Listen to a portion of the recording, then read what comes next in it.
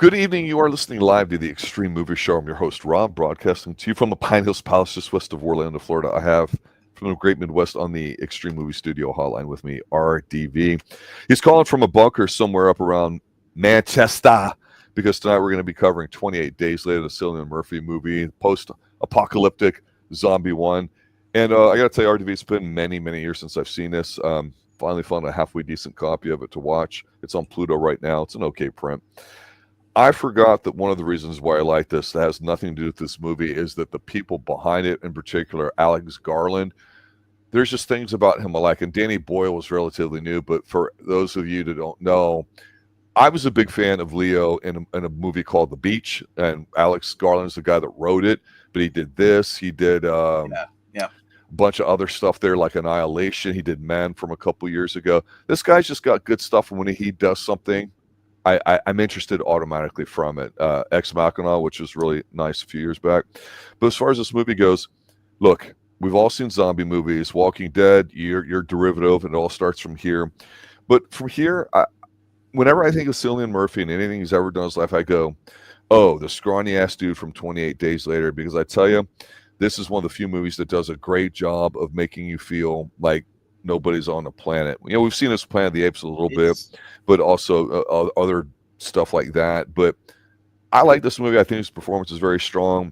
I'm surprised if you like it because this does not have a happy ending, although it kind of does.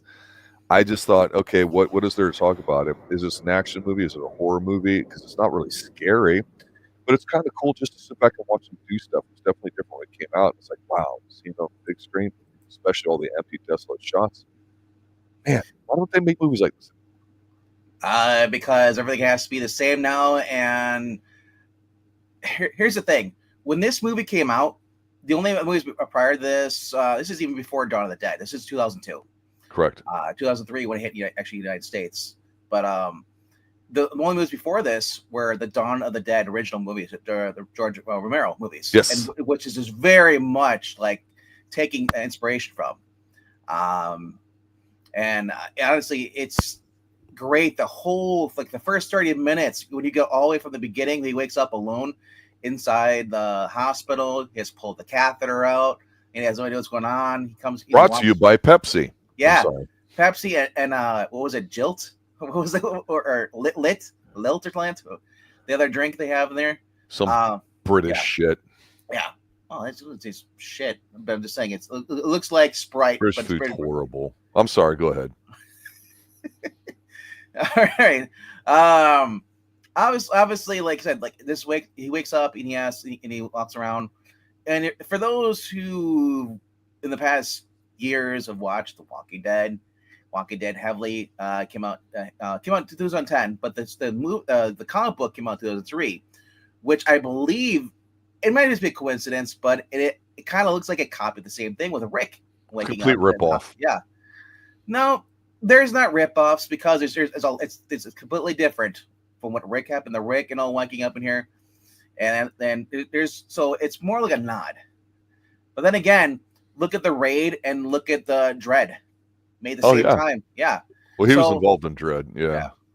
Yeah. So, the whole scene here, he wakes up like, you know, and he walks around. It goes and he's yelling, hello, hello. He's still in his little hospital gown, or you know, you can see the scar on his head. And this whole time you're like, hey, he's in there for some reason. You know, you don't see it until about 30 minutes of the movie. You actually see the scar on the back of his head. You don't know why he's in there, but obviously he must have been in a coma because 28 days later, because the whole movie, before you even get to him, is these animal activists break into this research lab, the primates are, and you got this chimp strapped to this table, and he's forced to watch like TV, like it's Clockwork Orange style. He's watching all the different rage and stuff, and these idiots break in there like, oh, we'll break the cake, and then they're taking photos and stuff, and then they come across this lab dude.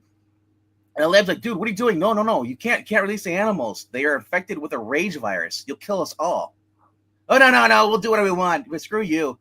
And the girl is like, okay, here, come on, son. And it bites her in the face. She turns within 20 seconds, attacks the other guy. and they These all dental die. activists are worse than Yeah. anything radioactive or nuclear that made Godzilla. At least Godzilla's cool.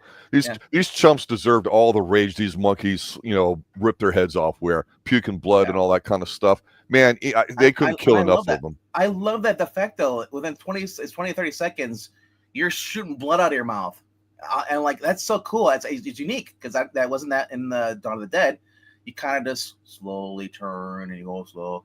Where these are the rabid people that run, like which we also saw in The Walking Dead too, before they started rotting. But I do want to talk about this when you get done with your thought here. yeah.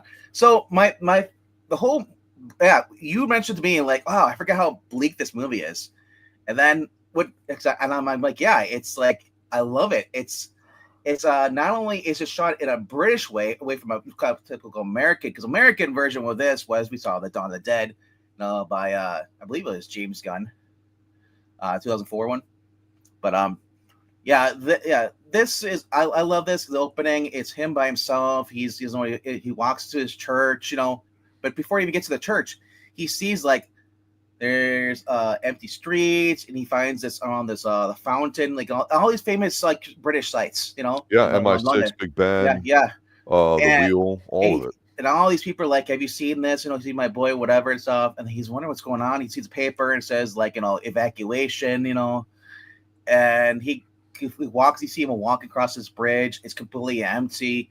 Goes to his church, goes in there, and then you see he doesn't see him, but you see the shot. There's people inside, down where the pews are.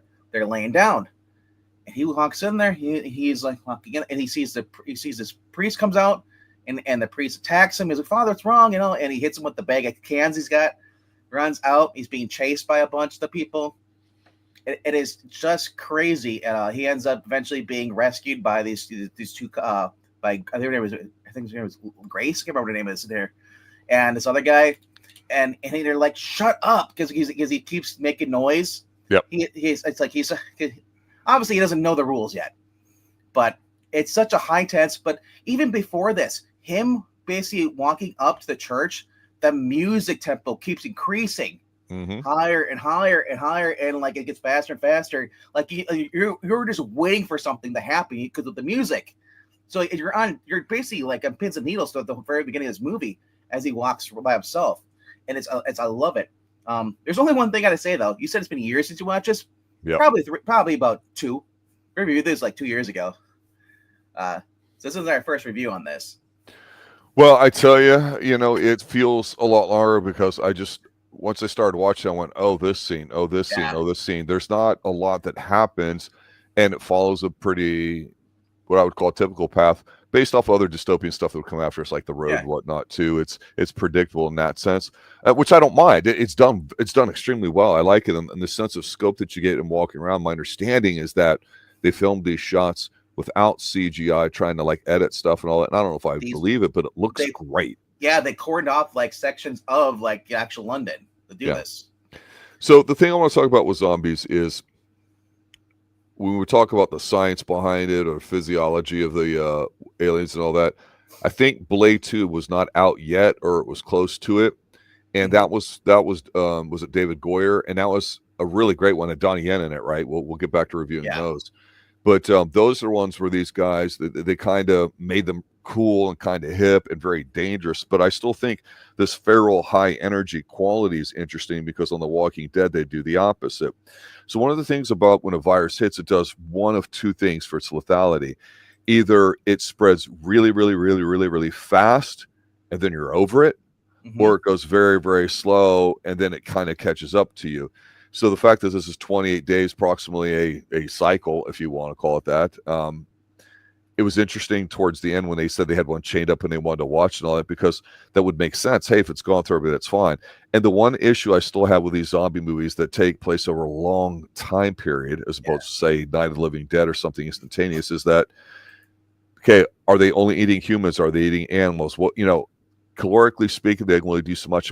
And one of the best scenes to me is what I'm going to call the driving scene, where they're driving, through the tunnel, and they come running around super fast. You're like, oh fuck, these guys are screaming around. Whereas, I've mentioned before with Walking Dead. Yeah, I don't care if there's 100 of them walking, because they walk like 1 inch a second, if that. I mean, it's like super slow, and you're like, okay, I'm not intimidated by the sheer volume of it. I just need to get the hell out of there and not have a place that I run into. So I will say this, despite all my meandering here, but about the two different extremes with viruses and how zombies go. The zombies aren't what the movie it's about. It's about this, what did he call himself? A bicycle letter carrier, which in big cities is a thing and definitely has been. And he'd got hit by a car. So he was, to your point, he was in a coma. So he's a young man, and you could argue this is a philosophical story of him dealing with all sorts of bad stuff in life and what does it take to become a man? Because we see him struggle with actually trying to survive. And Cillian and Mark, the first people that do that, they're like the prototypical good example of what a couple can do for you. And he kind of learns that early on until things happen. And then we get it a little bit later when they go up until the housing unit with the father and his young daughter, which of course is going to, which is going to be his role a bit later on. But what I like about it, even though to me that's very obvious, they mask it with the true intentions of the bunker towards the end. So again, simply done, well shot, effective. And another thing too is this is about a 2-hour movie. And it's slow paced, but it moves fast to me. Yeah, Alex Garland, the guy who wrote this, he didn't have been inspired by the George Romero movies back in the day, and he kind of like had gone away from the whole zombie stuff until he played Resident Evil game that came out in 1996 for PS1, and that's what inspired him to basically do a zombie flick. As you mentioned, they filmed The Beach 2 years ago before this movie came out. Yep, and he basically talked, Boyle. He's like, hey, what do you feel about doing a zombie thing? He's like, and they kind of started talking more and more about it over the year. And then finally, they went to like, the Universal pitched the idea from them, and Universal declined to support it. So then because budget constraints, they hired Christopher Eccleston, and who had to take an emergency pay cut. And then it was then Fox Searchlight Pictures basically picked it up, co-financing and distribution. And we'll talk about them later because what happens with them after being bought up by Disney, which but this movie, I gotta say, if you're a fan of the original George Romero movies, this is really good. I like it. It is very bleak.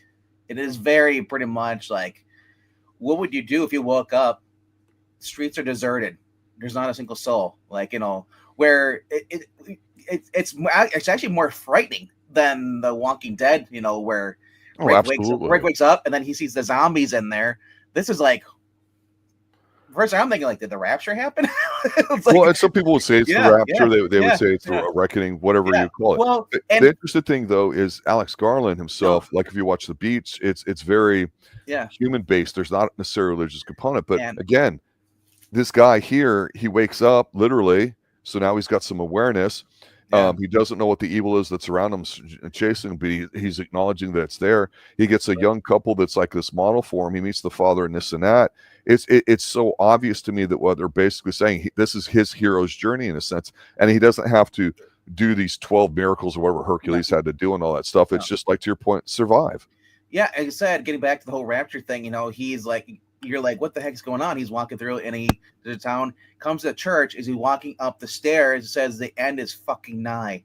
It's written in blood on the wall, like really big font and everything. So it's he's like already freaking out, and there's no hint of him being religious, whatever. But you got to think about it. It's like, well, you're in a church. You're like, oh shit, and then like you see the doors banging upstairs, the balcony, and then here comes a priest, and he's like, he kills the priest with his Pepsi. With his zombie killing device brought to you by Pepsi. His trash bag can full of soda cans he got from a ripped apart deadly soda cans. Well, he didn't really kill the priest. The priest was still, he just got out because all of a sudden you heard all the other zombies were waking up. But they're not really zombies. I want to point out the disease they have is pretty much similar to rabies, but it's also inspired by Ebola. As the writer said, because when they shoot their blood out, that's kind of what you do to Ebola. Yeah, you puke it, you vomit it up. You puke all your guts out and stuff. And then they have the red rabies eyes. So they went away from the zombie thing. They're not zombies. It's more like the crazies. Yeah.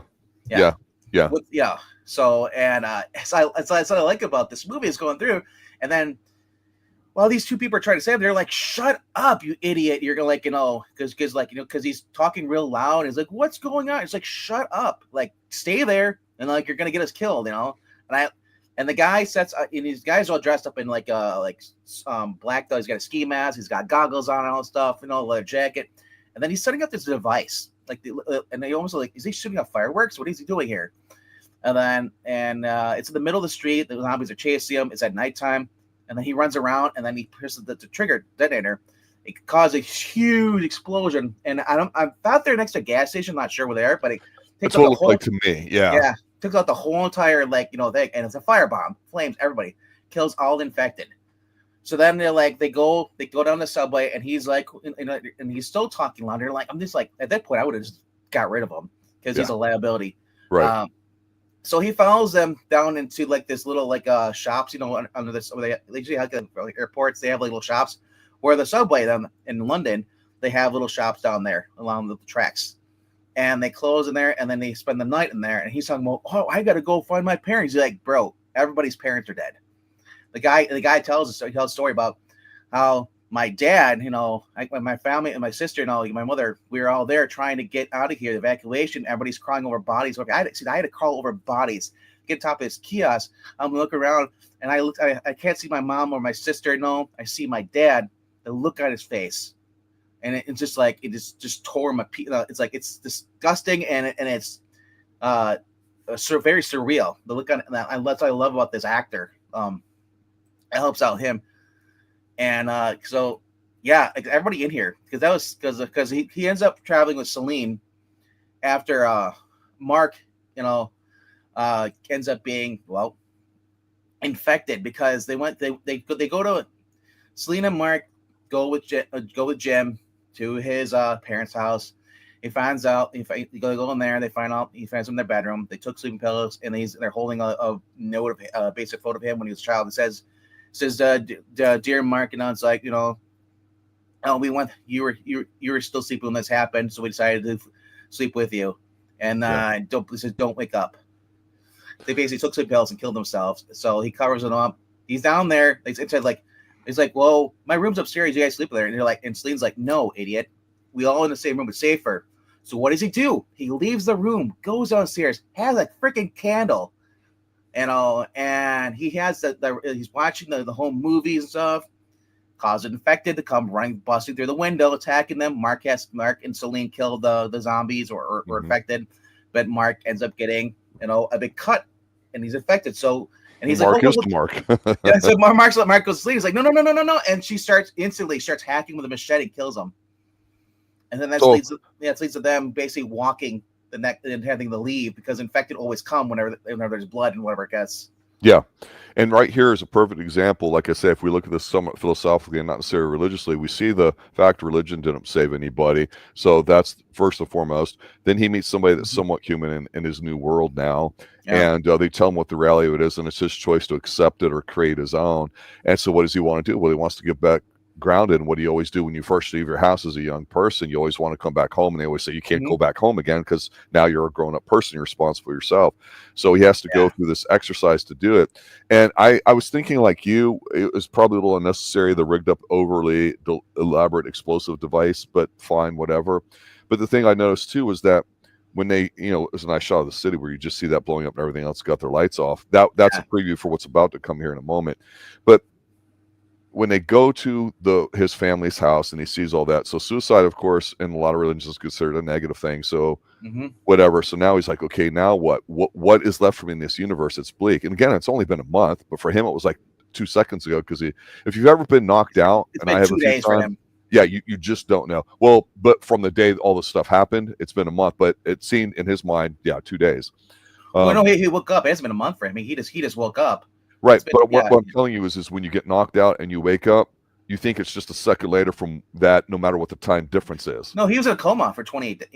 Again, knocked out. So as he says, a car came across and hit me, and then I just woke up, and that's exactly what it's like when you get knocked out. It's weird. I'm saying since he left the hospital, it's been like 2 days. Right, but 28 days since ground zero or whatever you want to call it. Right, patient zero. And what I thought was interesting here, like you, I was thinking, I didn't think he was stupid. I didn't think he was smart. I just thought he was naive, like young people are, because I can't fault him for lighting the candle because they're somewhat in the countryside, And I felt like everybody should have been at fault because nobody secured their doors. And he's obviously the most naive one at this point in the group of all of them. You know what I mean? It's denial is what it's in, because you're trying to rationalize everything, and it's all happening at once. You know, he's trying to wrap his head around it, and our instinct is not to believe it. You know, right? And ask questions, and the people who are already there or who are already gone through this process are basically like, "Dude, quiet. Yeah, we'll answer questions when we get there." And then it's like it's usually what causes people to die because a person who's basically can't handle has questions and stuff and doesn't know what's going on, starts preaching louder. It's like my first process is as like before you even see the zombie or whatever we would call it infected crash to the window. They keep showing that candle's got the light back and forth for the window, back and forth for the window. Great scene. And I'm like, you know what's leading up? Nice. It's leading up to that, and I'm thinking, so after he gets dressed, you know, they walk out and they're walking because they have to leave and him and Cillian are walking before they even get to that, and they see that building, the apartment building, High Skyways building, and it has what's that blinking on and off? It's Christmas lights. And my first thing is like, Frank, are you just advertising people to come to your freaking like house? I mean, like infected people. Yeah. So they go into the lobby room, and there's like all these shopping carts. Yeah, they barricaded it. The first thing I thought of is for those I watched Van Helsing. The survivors did the same thing in that show. This is years later, and they basically took the shopping carts and all the stuff and barricaded and they put tables that barricade the stairs so no one can climb over it. Yeah. Well, these two managed to climb over the shopping carts. They go upstairs. They're about halfway up there. He's kind of like freaking out a little bit. He has to take a break. They sit there and like, and she says like, well, no wonder you have a headache because you're freaking skinny, you know, and all you've had is sugar. Yeah. She should have said something. Here's some aspirin. Yeah. And while they do that, all of a sudden they hear infected getting through. We see them, and then they hear them, and then you see them go up, and then she's flying the flashlight down there. I'm like, I thought the whole point is not to shine the flashlight so they can see the light. You know, I'd be moving in the dark going up there. I wouldn't have a flashlight on, but then we can see them. Yeah, I know, but there's ways of making it. You know, I know. They can brighten it and stuff, but yeah. So the infected chase him up. They're running up the stairs, and he's like, "Selena, wait for me!" And she's like, "No, bitch, I'm running." She's like, "Come on, hurry up!" And all of a sudden they come across. Well, as we know later on after this is Frank. He's all dressed in riot gear and stuff. He's got the full mask on, the helmet and everything. He's got the riot shield. And he's like, go to room whatever 558 or 57. He's like, so they go there, pass them, and they're like, and this girl's like, where's my dad? And they're like, open the fucking door. You know, like, I love it. It's so intense. As an infected come, and Frank's holding him back with a shield, you know, and eventually after he kills infected, he's like, I was expecting him to yell at his daughter, open the fucking door. But instead, he's like, yeah, they're with Mr. Tight. Fine. They go in there. The lights are on behind them. And I'm thinking, it's Selena at this point. This is the one thing I did not like. Is like, I would be like, turn that fucking light off. You're trying to get us killed, you know? Well, you know? I mean, yeah. I get it, and there's an argument to be made for it. And if I ignore it, I go, okay, here's another example. He's with his role model couple, and the male role model gets it, right?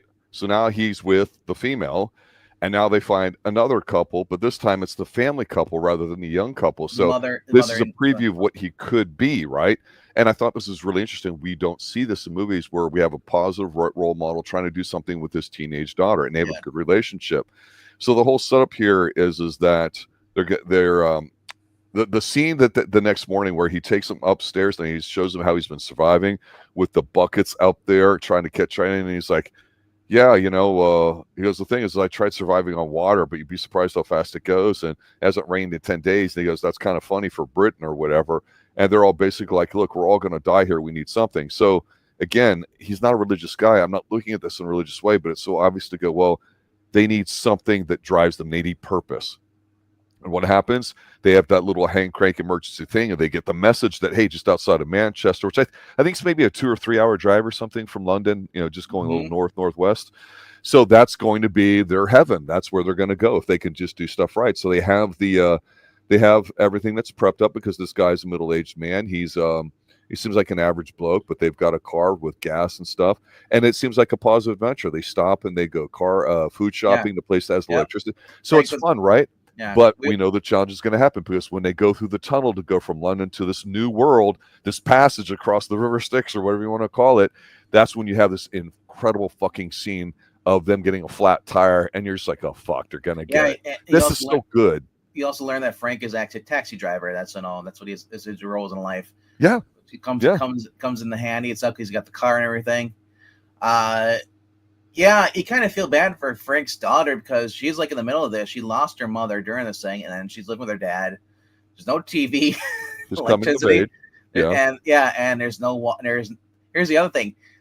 They really show you how harsh it is because they're saving on water. Mm-hmm. Stu Murphy has to shave his beard off with no water, and he's using a razor, and he's cutting himself because there's no water. It's so dry, he can't spare anything. And then when he comes out, I love it when he comes out finally, and he goes because him and Naomie are sharing a room. And also he cut his hair. It's so short now, and he's got his clean face. And I'm thinking like, wow, he looks a totally different person. You know? Yeah. I love. He's not ugly. He's not hot. He has a look. And the thing is, for me, is like I know Cillian Murphy for basically wearing glasses and being in Batman Begins. That was the first thing I saw him this. Then I watched 28 Days Later. You know. Mm-hmm. So those, other than the movie he was in that Pluto, whatever it was, movie where he's like a weird. He's in that plane. He was in that plane movie where he's like the bad dude and he's charming, risen up. What's her face? That was pretty good. I liked him in that. That was like, man, this guy's not bad. But overall, I said this is a slow crawl movie, but it the music and then the fact the lyric at slow pace, it just makes you that you're on edge your seat the whole entire time. It's redefined the zombie movies pretty much. And I know I keep calling it a zombie, but it's not really a zombie movie, but it kind of, they don't eat you, but mainly you just get scratched and then you instantly turn into one of them, you know? Yeah. So it's pretty much is the Crazies, the updated, more modern version. What this director does really well, and he's done it with other things in sense of scale, and I've mentioned Annihilation and all that, but when they're driving up to Manchester, after they get through the tunnel and the scary scene there, okay, they've survived, they've overcome the bad people, looks like they're on their way to heaven or whatever. They're where it's probably shouldn't be like busy. Now Manchester's a huge area, but they're going to the outskirts of it, and they have a direction on something that's going. So they've got a hand map that they're doing. And what I liked about this next scene is this is where it starts getting a little bit terrifying to me because this is the unknown. The big city, you have resources. They find an outside place where they can kind of lay down, and they're getting ready to go up to where this bunker's at, kind of this outside wall. But they see some wild horses, and that's a symbolic thing of being free and all that kind of crap. And one of them, of course, is white, which purity and all that nonsense. And so when they get to it, this is kind of irony, and I love it because it seems like it was a pre-recorded message being blasted out there, like a lot of things are. And it turns out that a crow is sitting there, and there's a body, like, you know, abandon hope, all ye who enter, kind of thing. And the father, in a moment of rage, you know, in a moment of not being a father, he got kind of pissed or whatever, and a drop of blood from the hanging body goes into him. And then he just turns and immediately says to his daughter, hey, I love you, get away from me, and turns really quick. And here is the next chance for Cillian to actually become a man, a father, somebody important by disposing of him, because we saw them stop briefly, you know, to get cheeseburgers or to get gas or whatever, and he couldn't kill a little kid with his bat, or it's implied that he couldn't or whatever. He's got that dilemma he has to deal with, right? So you interpret that how you want. Here he can't do it, but everybody else kind of does, or actually a bunch of bullets light this guy up because there's a lot of people surrounding him, and they invite him in. Then we get a scene that, again, we've seen this many times before, plenty of times in Walking Dead and other shows. And without saying where it's going yet, this turns into what seems to be, a safe space in a way, because it's a military bunker with a small group of well-trained young individuals. They treat them really nice. They give them the lowdown on what's up and all that. What did you think was happening here when they kind of got settled in with these people? Did you relax, or did you go, shit, they got to get out? Well, the soldiers, like you said, like, I want to point out, they start off in, like, this movie starts from London, St. Thomas Hospital, then it goes to Deptford, then it goes Balfron Tower, and then, you know, now they're going, you know, they go outside the blockade of Manchester, and then now they're going, they're going to run into Major Henry West, played by Christopher Eccleston. And what we learn from a lot of movies is that not everybody is who they say they are. This is the apocalypse, so maybe these are actually not soldiers. You never know that. We have no reason to believe that they are. Just because you're dressed as one doesn't mean you are. And if they are, we don't know if they're like, we're abandoned, so now it's Lord of the Flies. Exactly. Yes. And that's exactly. I think of, and I'm thinking it's eventually it's revealed that the whole siren was basically the lead females, unsuspected females, there to be into sexual slavery. Right. Why? Because that's the only way you're going to repopulate the earth. Yeah. Yes. And of course, you get Lieutenant Farrell and Jim do not agree with this. The Farrell shot, and this leads to JC Jim be able to escape. And it's just it's disgusting because they have Danny, what's his name? Frank's daughter there, Hannah. There, she's probably 15 or 14. Yeah, very innocent. And I'm thinking this is just disgusting. They got her dressed up in a nice dress. We're gonna have a breeding party. Yeah. And the other girl, the black one, she goes to give her some pills. Yep. And she's like, what are you trying to do? Kill me? Because we saw that earlier at the family house, right? She goes, yeah. And this is such a great line. She goes, no, I'm trying to help you not remember. I'm like, oh, that's so good. Because they know there's nothing they can do, right? Yep. Wow. Yeah. Until we get the superhero scene where they take him out to execute him with the other guy. He manages to escape and then runs back. And of course, in gray, cold, foggy rain that only Britain could produce in Manchester, he becomes a man because he basically storms the place. And of course, we got the layout with the lights and the barbed wire and all that. Yeah. And so it goes in there, and then other zombies come there and is able to escape with them too. There's also one thing before the whole fight with Henry and all that stuff, and the rest of the soldiers. Jim sees a jet stream, a contail, pretty much, a contrail in the sky. Basically, what that is where you can see where a jet's been up high and it leaves the two lines. Not to be confused with a chemtrail, which is weather formation intentionally done. This is just the temperature difference in the atmosphere and the condensate freezing, and you see it. So you see obviously a plane had gone by somewhere. That's a great scene too. Yeah. You just kind of see it through the leaves of a tree. It's beautiful to watch. So he knows there's sign of life. So this also really forces him, hey, there's hope. So hope, exactly. Yes. Yeah. So and the whole fight scene with Henry and Christopher Eccleston and this other dude, and Celine, he rescues Celine, and she's like, "Are you infected?" And then she kisses him and realizes he's not, because she didn't get infected either.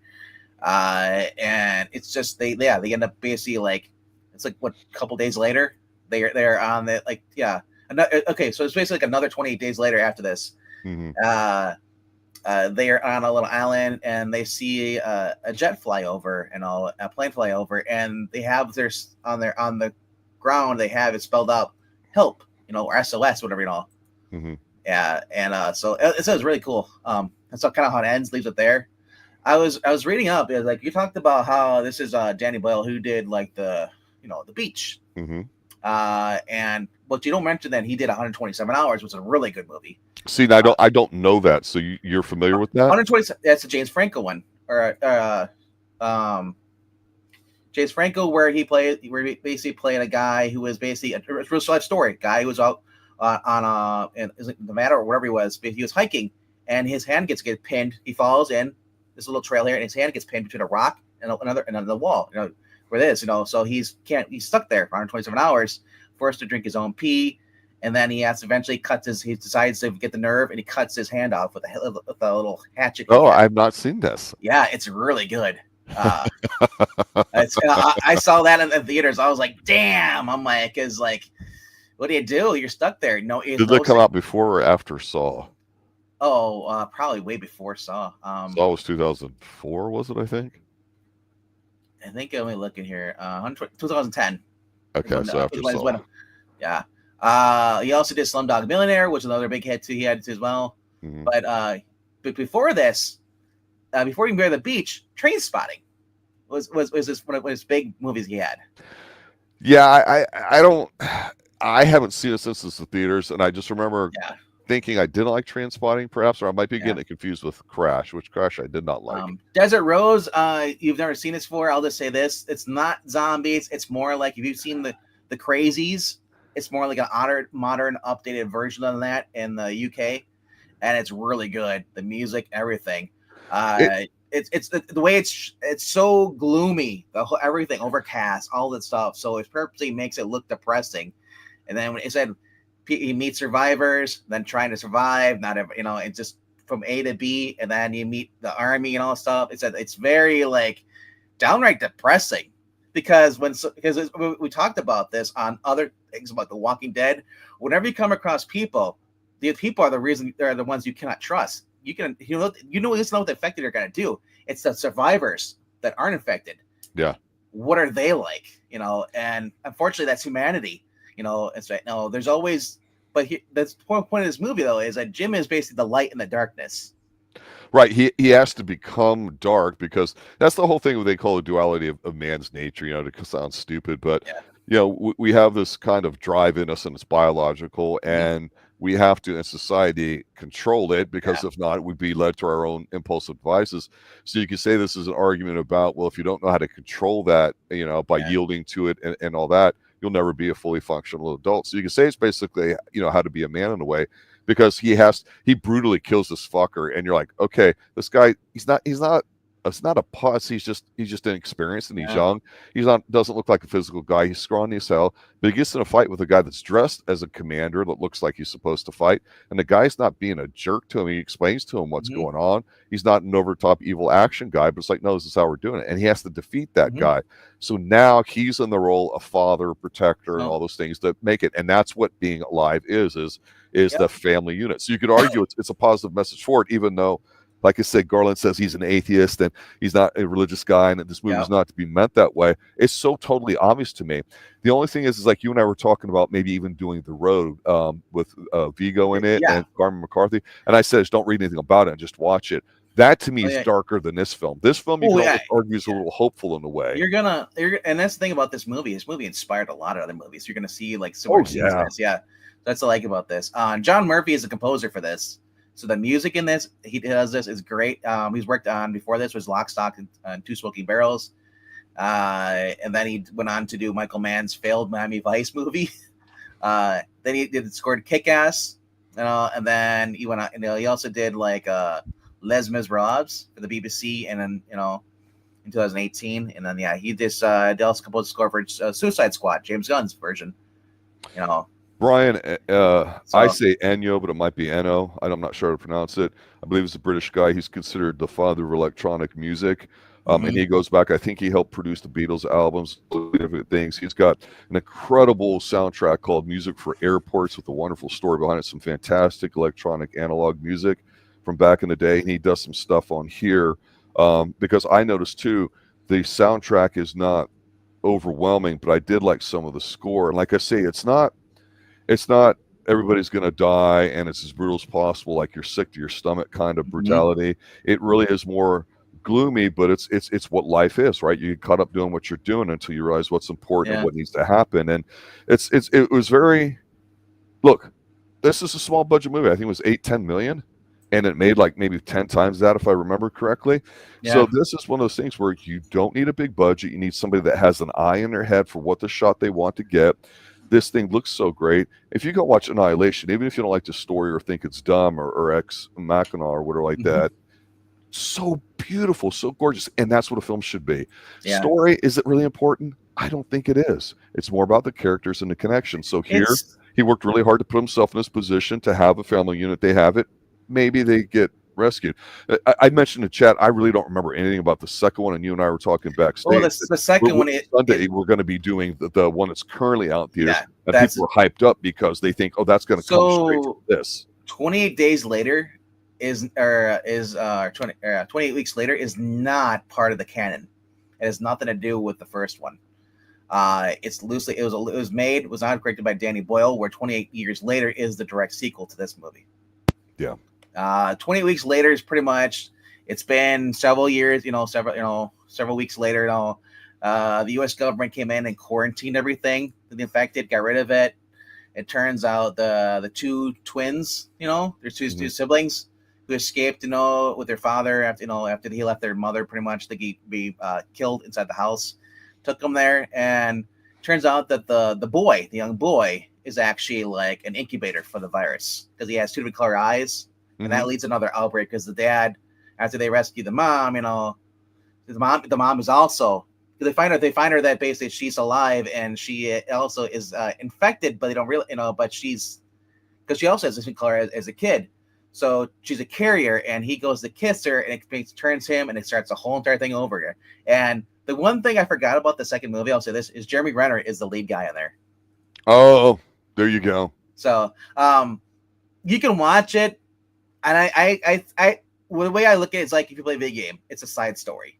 It has nothing to do with the main story. It's another thing. Side quest, yeah. Yeah, side quest, So I'm really looking forward to revealing this Sunday, 28 years later, even though it's not really 20 years later because 2026, 2002. Look, I know we've been growing a little bit over the past few months, and so we appreciate everybody showing up, retweeting, all that kind of stuff, so more people get a chance to tune in and all that. It's been a lot of fun. I was just going through some of the comments from one of our earlier reviews, and you and I, years ago, we were fiddling with specific channels, and I think something happened, and I was stuck doing a review on the Charlton Heston movie, Soylent Green or whatever. I talked about the population curves and resources and all that, and how it's bad science and everything and all this. And one of the longest comments I've gotten here on the channel that you could go see is this guy kind of going through talking about it. I thought that was very interesting. So it's not like these ideas are new. We've seen them before. They've been around for a while, even hundreds of years earlier. It's just when you can modernize it and put it in something that makes sense, like seeing a big city like London do this, it's pretty friggin' cool, right? I mean, and again, it's never about what zombies are, it's the human stuff to it. So this movie, it's so simple, it's done really well. Like I've argued with before, I wish they would just make movies that put some people in a predicament, you see their characters and how they grow from it. That's all you need. Everything else is crap, and it's not really needed, and it's a side effect or sideshow. Yeah. And I'm saying this hoping that when we Sunday night, when we go to review the latest movie that's out in theaters, that it's really damn good. I really hope so. Yeah, the other trope I would like to see is having where you have or it's Jim and another guy. They both survive, and it's sort of like this, and they go through this kind of world, and then have where the other guy turns out being the good guy, and the guy who's supposed to be the hero ends up being the villain. Like, I love those kind of tropes, I would have loved to see something like that, You know what would be the hardest challenge, I think, seriously? And I'm just throwing this out there because I can't think off the top of my head if this has been done. So let's say this is 28 years later, right? Yeah. They were young enough in the movie, if they have the same characters, or even if not, it's 28 years since Patient Zero, Ground Zero. Ignore all the evil guys and their version of wanting to repopulate the earth, and that's why they sent the signal out for women. Forget all that. But take the concept that they have of, okay, once we control the zombie stuff, maybe if it's fast acting, how do we do that? And you don't have to have it, but I mean, you're going to force women to have relations with men and force them to how is society going to pool itself together and do all that? And nobody's ever really been able to do that. No, and you think about this movie is kind of similar to the Dawn of the Dead scene in the mall, where basically they finally have a good life, and then you have these guys, biker comes, and they want to take over the mall. Yeah, and kind of is always, you're always going to have that. There's always going to be someone who wants that. It was The Walking Dead. You had the Saviors, led by Negan. You're always going to have someone who's evil in a world that seems somewhat peaceful, because evil always exists, and all these is the crazy people in here, the infected. They're not the evil. They're just one of the threats that you have to overcome. Yes. So unfortunately, you're never going to have a zombie movie without having someone who's like ultimately evil. I'm just saying, I want to have like an arch nemesis where he's trying to save people, and there's other guys no, kill them. They're all infected. I want the Lance Henriksen, where he's like the cultist. Lance Henriksen. That would actually be pretty goddamn cool. I know, right? Yeah. The hardest thing is to create harmony or a culture, and like I say, they almost don't do it, and it always breaks down. That's the thing. Yeah. But here's the thing, though: if you're gonna do something like this, you gotta have the actual like infected be a threat, not where you're just kind of we'll go this way because that's what happened to Walking Dead. It was on. It was on for too long. It went for like 2010 to 2022, or it's ended like a couple years ago. Yeah, it was 2 years ago, I think it was finally. The main show. And the problem is that when you have shows like the zombies, after a while, it gets to the point where it's like, oh, how do we keep the zombie routes? Well, the zombies are still there. They just go dormant. And then they come back. They're in a suspended animation. Then they wake up and they hear you and they get up and it's like, and then like I said, they're not even a threat anymore. At that point, you pretty much forget about the zombies. And it's like, I don't like that. I prefer when they chase you. They're chasing you. That's scary. You know, it's like, when it comes to stuff like this, it's the most threatening I think I've seen zombie be in films, and we've done like we've done some of these movies, we've done the Dawn of the Dead and all that. This one is just terrifying because they're coming to get you. I mean, they're like a pack of rabid wolves coming in. There's nothing you can do to get out of the way. I laughed because when I saw World War Z, you know, I do like the movie, but them climbing up like ants over the wall, and I'm like, no, it doesn't do that. No, sorry, but yeah, this would be hive mind, sir. Yeah. And that would be possible. Okay, like I said, this is a very good movie. If you've never watched it, go watch it. I know Jim, I think you're tuning in, was talking about watching the first two. Yep. You can kind of skip the second one. It really has nothing to do with the story. It's a side quest. But if you've never seen it, I do recommend you just do check it out. It is entertaining. But yeah, we'll at least watch this and then watch 28 Years Later. 28 Years Later, as I was talking around before we went live, I noticed that it already made its budget back. And this movie had a budget of like $8 million and walked away with $82.8 million. So it was a 10-bagger. That's nice. Yeah. So I'm expecting the 28 Years Later to do the same thing, to walk away. Because people have been craving for a good movie. You know, we don't need diversity and all the other crap to put in there. Just put out a movie that's enjoyable. It's not preaching to us like this movie. This movie didn't preach to me whatsoever. Right, and it's a collection of scenes put together with just enough dialogue so you can see how they do it. And again, so when you exercise, you can pick 5 exercises, but the order you do them is important. Here, the order's so simple, and you watch it unfold. That's why I say I'm not even thinking about the zombies. That's the beauty of it, right? Yeah. The only thing that I think that might make the movie bad for me, for the new movie, is the fact that he's got Aaron Taylor Johnson. I cannot stand him as an actor. Right. He was a dork in Kick-Ass, and that's all he is. No matter what movie does, I don't care if he's jacked. He's still a dork. He still looks like a dork, a dweeb. You know. Well, there you go, RDV. I'm sorry. I didn't want you to leave tonight upset. Oh no, I'm not leaving tonight upset. I've been upset for the past 3 years. You want me to get a cameo from Aaron Taylor Johnson for you, sir? Sure. How about I get you a cameo? I'll pay one for you, and then he can wish. If you got me a cameo from Cameo, seeing Cameosis, I would kiss you. Virtually speaking, of course. That's a nightmare. That's a virtual nightmare. That's a virtuosity I don't want. A Cameo is fantastic. There you have it, ladies and gentlemen. 28 Days Later. Check it out. We'll be back Sunday night. Professor Pixel and I will be going live 6-ish for the next episode of Columbo Live. So check that out. The season 3, episode 4 just dropped, and so episode 5 will be coming up. I don't even know who's in that right now. I've got to watch it. And then RDV and I will be going live at 7 o'clock to do 28. It's Years Later, correct? Yeah, Years Later. Yeah. So see it, don't see it, whatever. Tune in when we get the link up. Tweet it. Let everybody know we're going. Let's have a zombie party. Yeah, it's actually like 24 years later. Yeah. Then we're gonna party like it's 1999. All right. Good night, everybody. Guys. Take it easy. Make sure you do all the liking, the subscribing, and the clicking, all that fun stuff. Leave a comment down below. Helps with the algorithm, pushes it, and helps share us out. Thank you for watching, and we'll see you on Sunday. Later, guys.